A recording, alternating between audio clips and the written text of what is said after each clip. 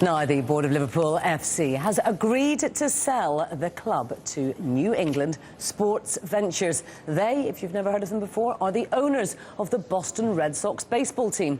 Well, Liverpool's chairman says that NESV's proposal best meets his criteria for a new owner.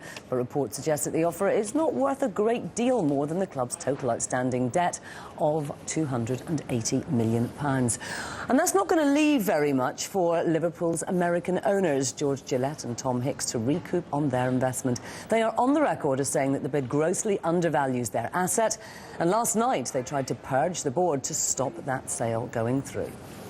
So what does this latest foreign purchase mean for Liverpool and for football as a whole? Well, to give us some context and some insight, I'm joined now by Stephen Schechter. He's an investment banker who has found investment and buyers for a number of Europe's top teams. Thank you very much for joining us this morning. It's all happening. It all happened in the last few hours. It doesn't seem as if this is a particularly good deal for Hicks and Gillette. Is that your take on this? Well, they have expectations that will never be met. When they started out at £800 million, then it was £600 million, and now it's, can we get our equity back? Truthfully, Liverpool has underperformed since they acquired it. The debts have increased, and they don't merit a profit on their investment. Now, we don't, many people in Liverpool today will be scratching their heads and saying, another American buyer, are things going to get any better?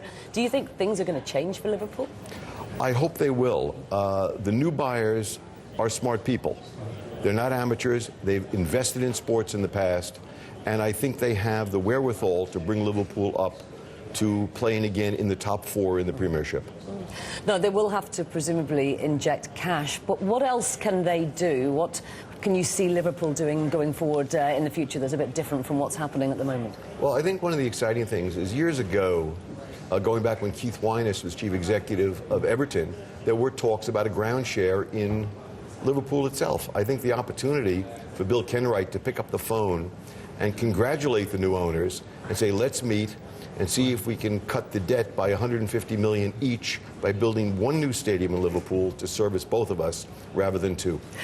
That would be very controversial, not least with Everton and Liverpool fans. Is it possible to get that one through? Well, there is the blue and red battle, and there always will be.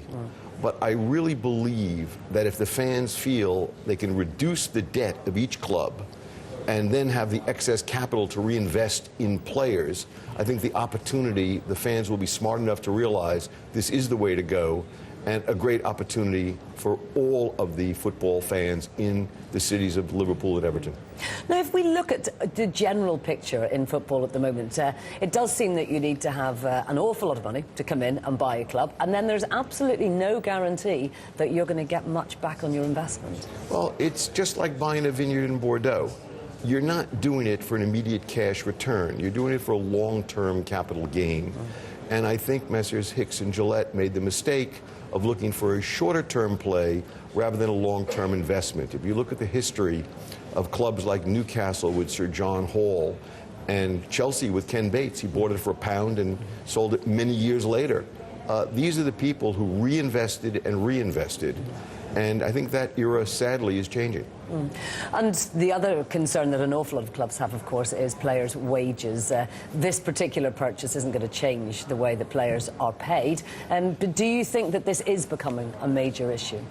It is a major issue. It has been for a few years.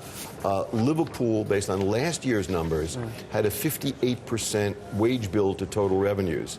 This year, based on not playing in the Champions League and probably lower TV revenues, it will be a higher percentage, which is dangerous. Anytime you get close to 60%, that's a problem.